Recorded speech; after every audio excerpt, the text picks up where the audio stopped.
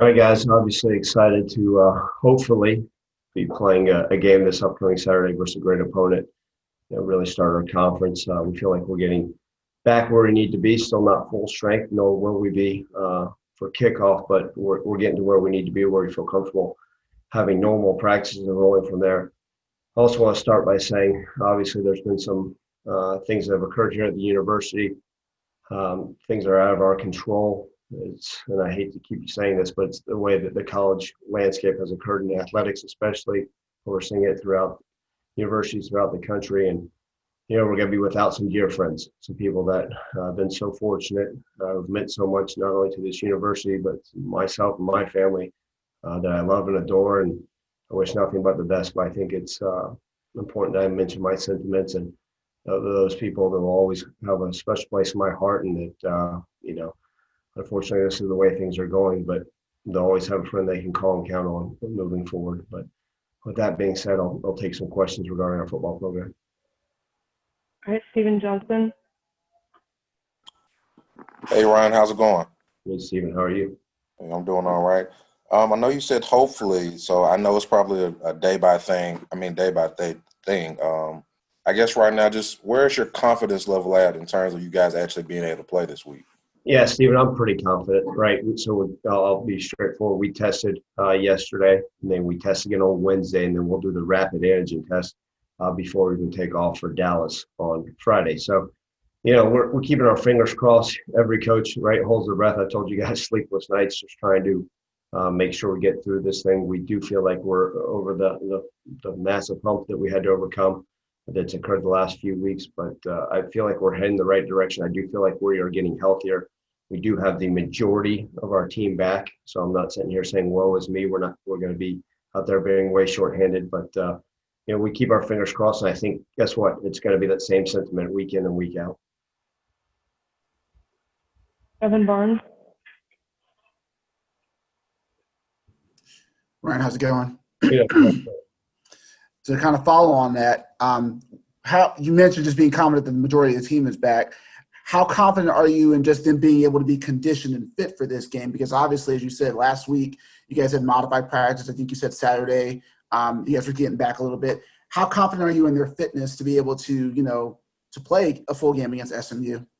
Yeah, Evan, I think we're going to have to rotate certain players in different situations too, right? I don't know if any of our players that have been out due to COVID, whether it be contact tracing or actually being directly affected with it, will be able to play full 85 plays every rep. And so we're gonna have to rotate, and we're gonna have to be rotational in all three phases of our game. So, but I do have confidence, like I said, great belief that our strength and conditioning, even though it was a little bit of a different off season, they've done a wonderful job. They will continue to. Our training staff monitoring our reps at practice this week, but I feel like we'll be just fine where we need to be. Will it be the ultimate? No, I don't think any college football program is lining up and saying, hey, we're exactly where we want to be.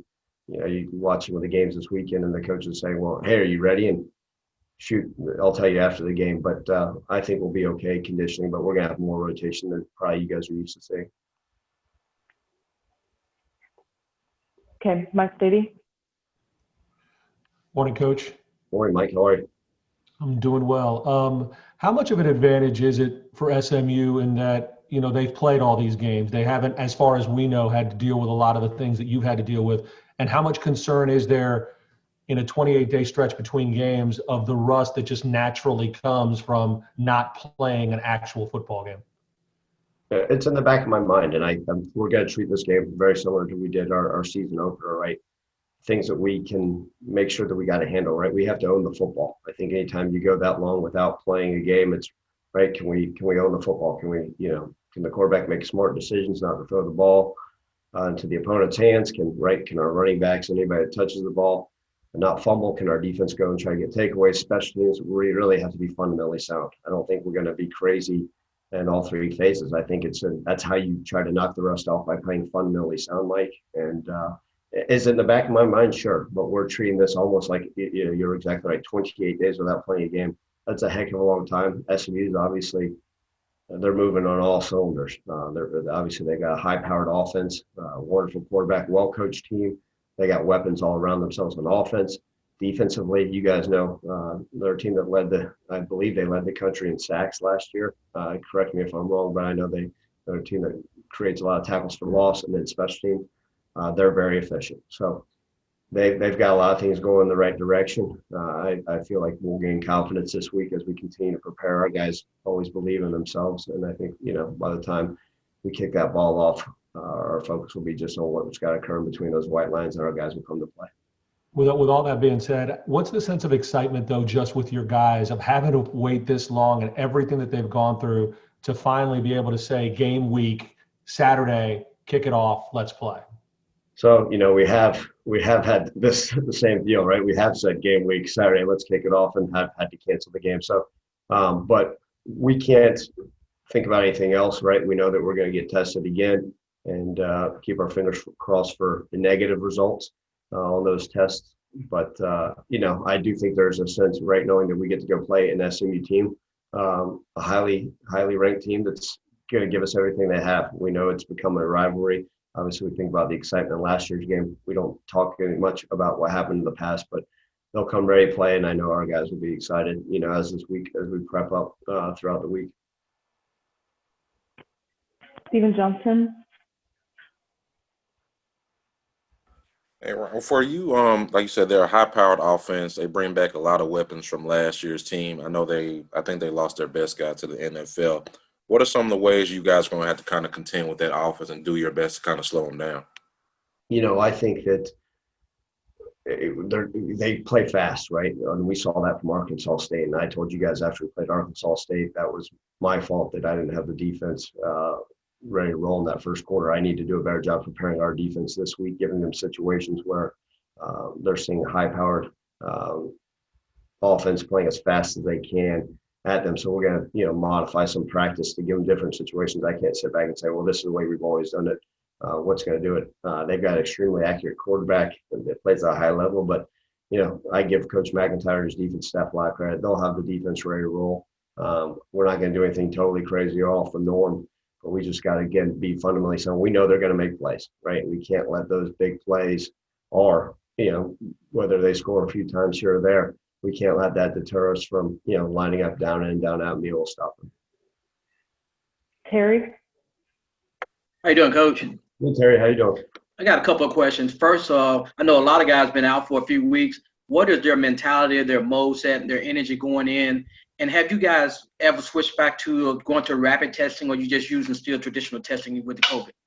Yeah, so the guys that are back now are very excited. I think anytime you get football taken away from you, regardless whether it be, due to contact tracing or actually a health concern, the opportunity to play the game they love, right? So many of our student athletes obviously here for the education, but also the ability, the chance to play football. So we're all appreciative of the opportunity, right, met with the staff. And, man, we never know, right, when our last game will be. So I think we're all excited. I think you'll see smiles on our faces. Just excited to get back to work with some sort of normalcy, if you will. And then, we're going to continue to do our same tests that we've done. The rapid test will occur on Friday, and that's, mandated through the conference. Obviously, we also have to have our normal 72-hour before testing, but that will be a normal testing. So normally, guys, we get those results back. Everyone always says, hey, do you get them back within a few hours? And generally, it's at least one full sleepless night, and then usually late into the next evening. Sometimes, like I said, it's Daryl Turner and I have become best friends, right? Texting through late hours of the night. But again, they do a great job monitoring that. But that's the way the testing is going. I don't, Terry, I can't speak for the university, for the conference, or even for the NCAA. Obviously, as we'll continue to find out more about this virus, maybe some of that stuff will change, but in the foreseeable future, we're going to stick with what we got going right now. Evan. So, Ryan, going back to SMU a bit, obviously your defense is used to playing a fast tempo offense with your guys in practice, but against Arkansas State, your offense wasn't as explosive as we're used to seeing. So with the layoff, are you concerned about that timing being off, or just from that game, how much concern were you about, this offense still being able to not just maybe match SMU, but just keep up the pace that, we're used to seeing with this tempo and being able to move the ball down the field? Yeah, we're going to play as fast as we need to. I think I think people get confused, but by playing fast, that means you're explosive. And we see a lot of teams that try to play fast and get 90 plays a game and turn around and have lost the game because they got outscored by the opponent.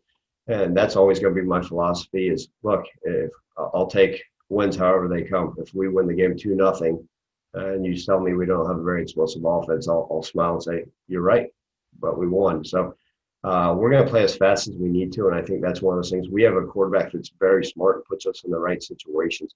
And you'll see, right, there's times we'll play 90 plays in a game and another game we'll play 55 times. 3 years ago, I'll remind you guys that we ran the ball more than any other team in the country besides the service academies. And we had a lot of success.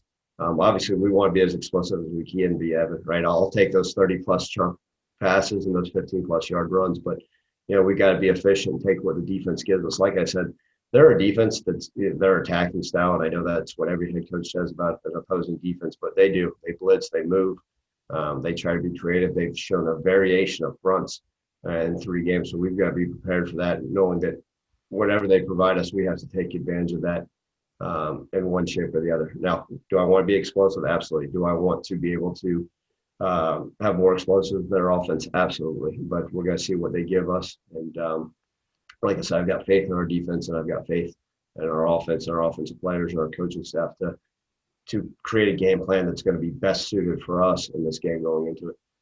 Is it easy to having Brady being a quarterback who is very measured and not trying to force things as much, but he knows exactly what's needed based on his experience in this offense, so you guys don't have to, again, force that play if it's not there? Yeah, absolutely. Evan, I think that's part of it, right? If I didn't trust Brady and his intelligence and his ability to put us in the right situation, sometimes we would play as fast as we can, right? Hey, let's just give him a half-field read. Let's see if we can just line up and hand the ball off, and then hurry up and line up again and try to play another play rather than, hey, what's the best situation? You guys can look back to, the Houston game last year.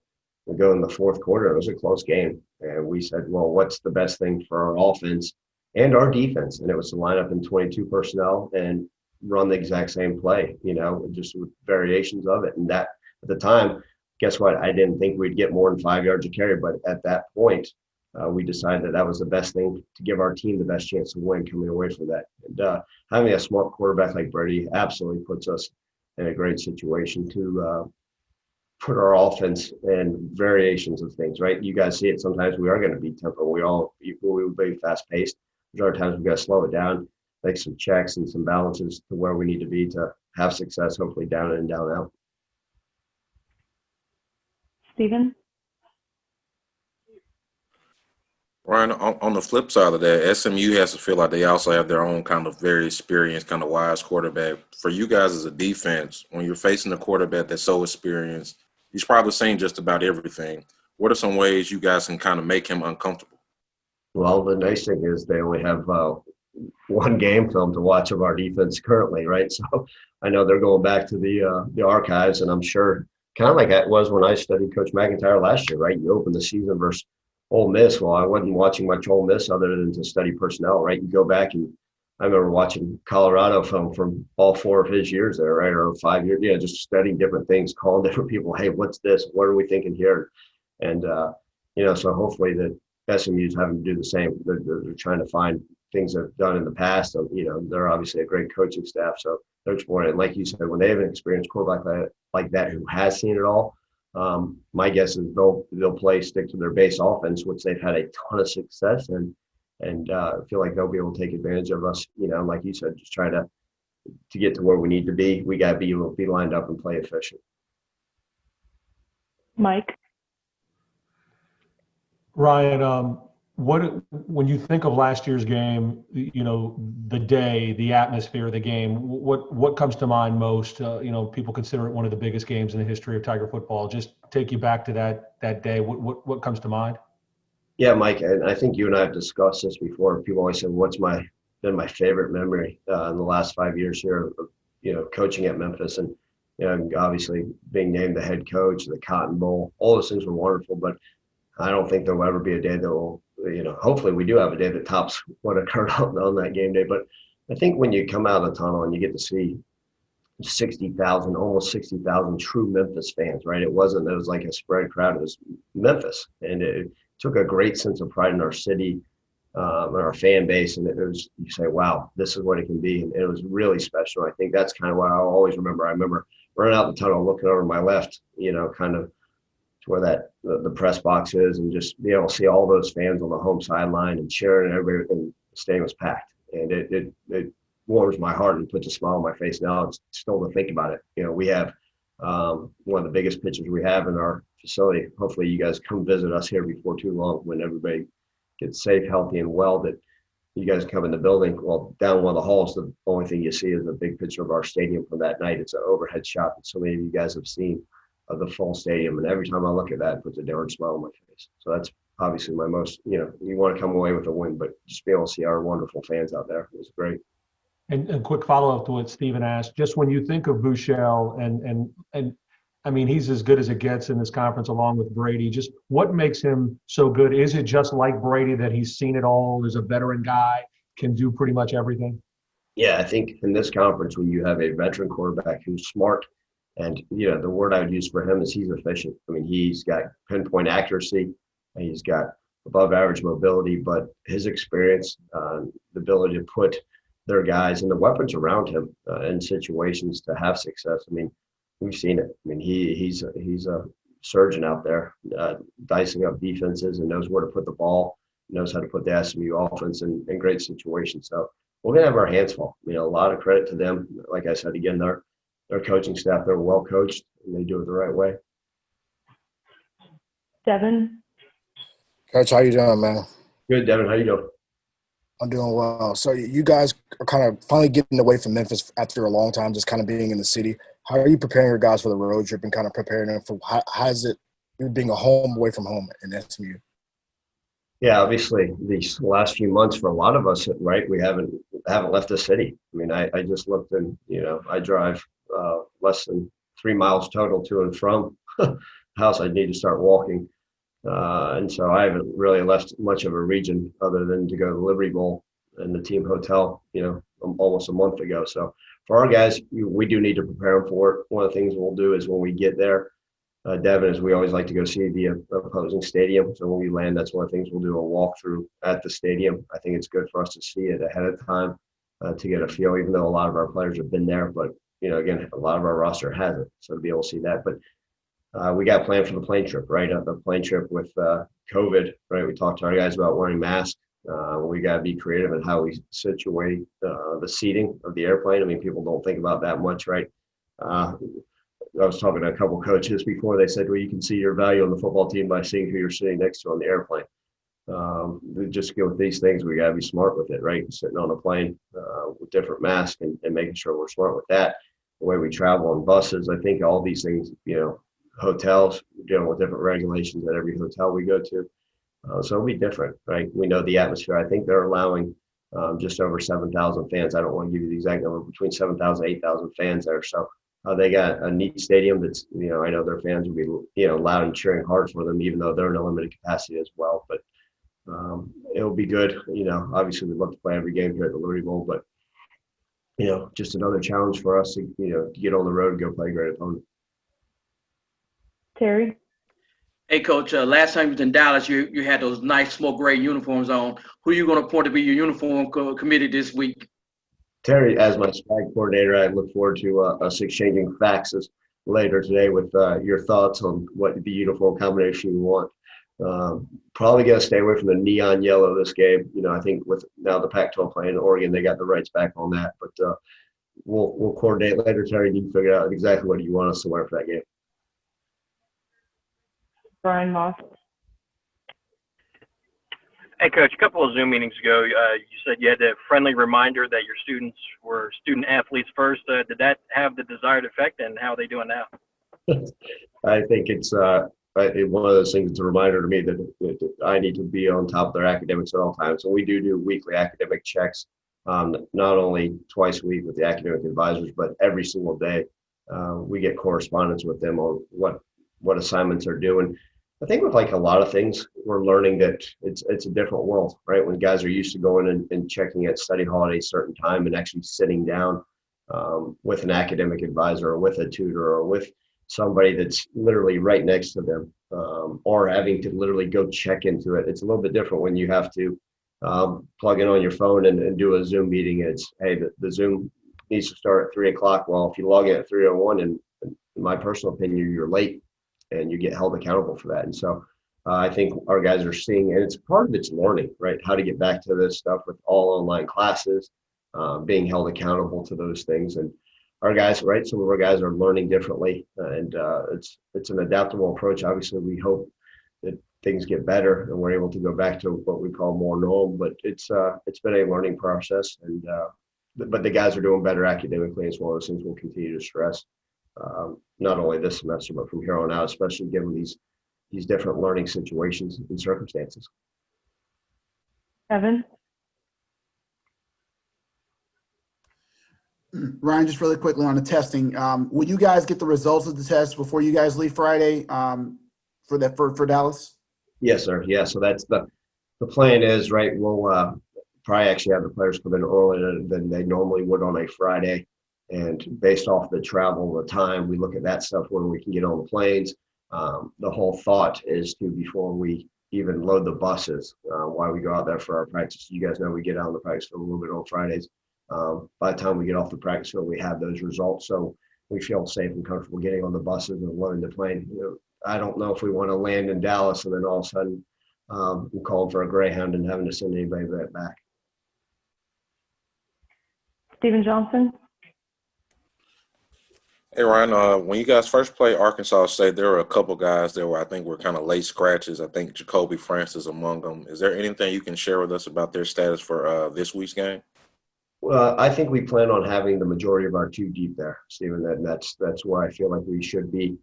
Again, keeping our fingers crossed, right, with most of these tests. We will be down a few players for this game. We already know with contact tracing that we will be down a few players. But I feel like the majority of our roster, especially our travel squad, will be available. And that's just something, that's one of those things we're going to have to continue doing. I think that's part of our job as coaches during practice, make sure we're getting as many different guys reps as we can. But, the majority of those guys that missed the opener versus Arkansas State should be the full go. Mike Sadie.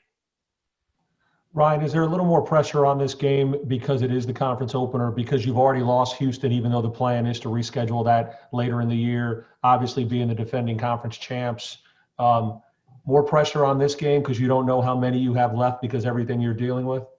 There's no more pressure than the next game. And guess what? When you ask me that question the following week, I'll say the exact same thing. I think it's the next one. And nobody puts more pressure on anything than we do on ourselves. Our guys don't look at it like that, as rather just the opportunity. And I think we're grateful for the opportunity to go out and compete against a wonderful opponent. And so that's what we're so excited about. But, we know every week's going to be challenges, but obviously it presents a lot of different challenges. And we're excited to get out there and play another one. And like I said, the pressure is just what we can do to control what we can control and go out there and play at our highest level.